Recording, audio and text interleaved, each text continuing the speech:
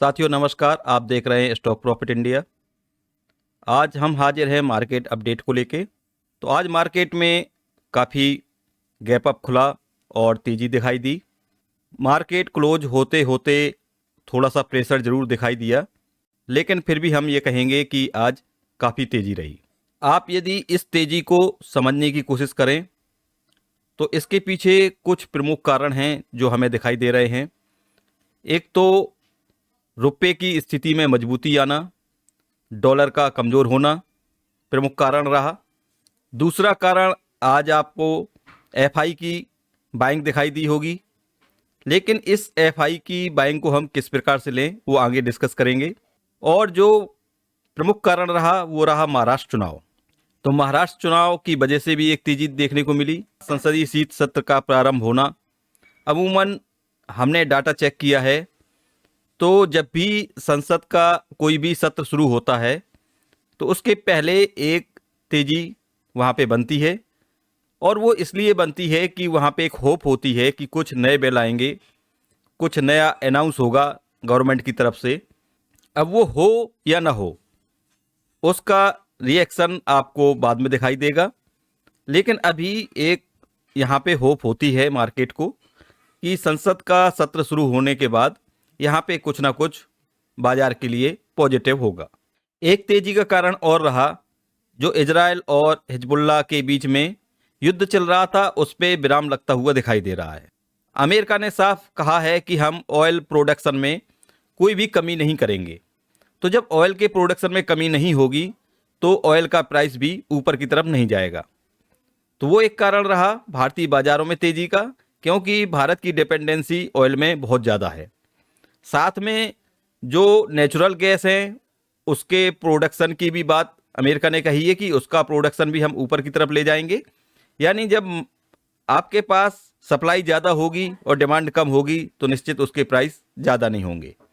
तो एक वो कारण रहा बाजार में तेजी का। यहाँ पर एफआईडीआई एक्टिविटी में नज़र डालें तो एफआई की तरफ से लगभग 10,000 करोड़ रुपए की बाइंग दिखाई दे रही है, लेकिन इस बाइंग को क्या हम ये समझें कि एफआई वापस लौट आए? क्या ये सही हो सकता है?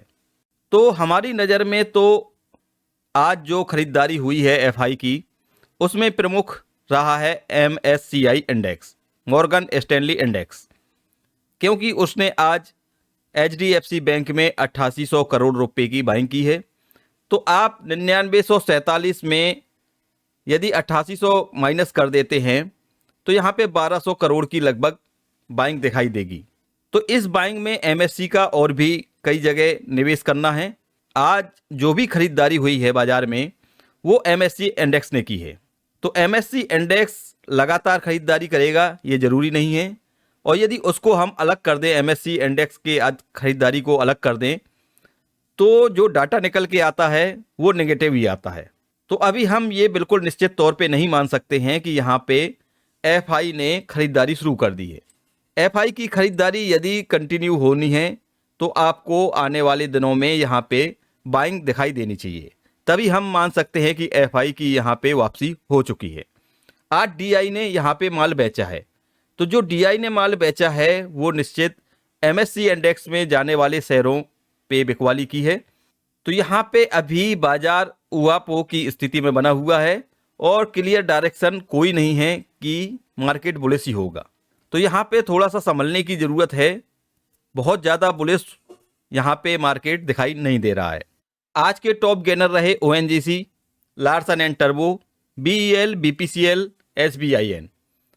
तो अभी हमने फ्राइडे में ही कवर किया था ओएनजीसी को, एलटी को। कंपनी होती हैं उसमें निवेश करने से नहीं डरना चाहिए। में हमेशा ऐसे स्टॉक रखना चाहिए जो कि फंडामेंटल स्ट्रांग हो। वो समय जरूर ले सकते हैं लेकिन आपको अंततः प्रॉफिट ही देकर जाएंगे। सबसे महत्वपूर्ण डाटा होता है प्रीवियस डे के कंपेयर में हाई डिलीवरी कहाँ हुई।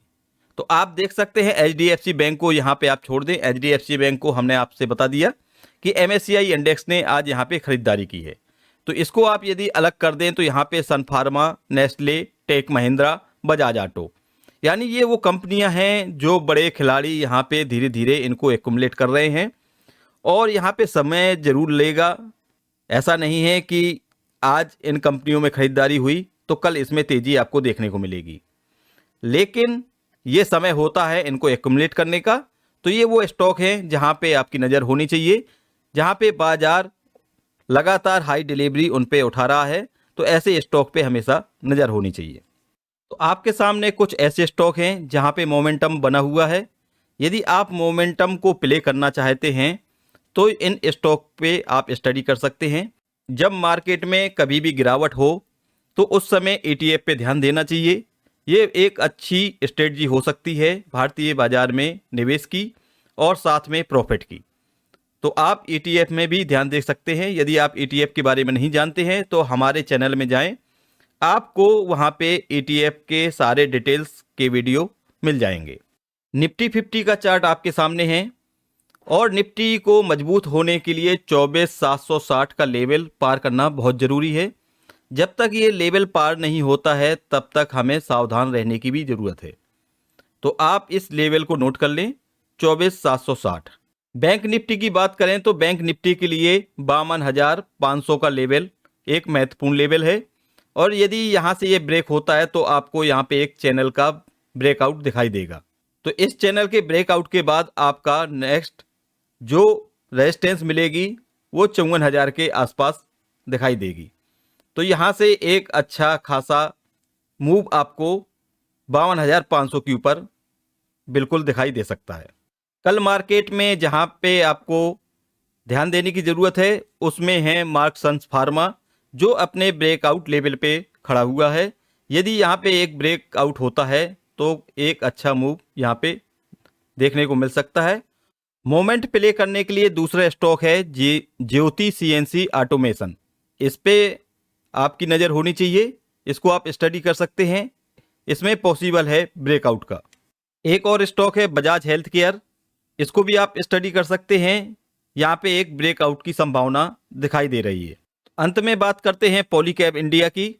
पॉलीकैब इंडिया को यहाँ पे इसलिए कवर किया है आज की वीडियो में कि एक बॉटम आउट कन्फर्मेशन यहाँ पे दिखाई दे रहा है, तो आप इसको लॉन्ग टर्म के लिए स्टडी कर सकते हैं। आप देख सकते हैं ये इसका बॉटम यहाँ पे और नीचे देख सकते हैं RSI।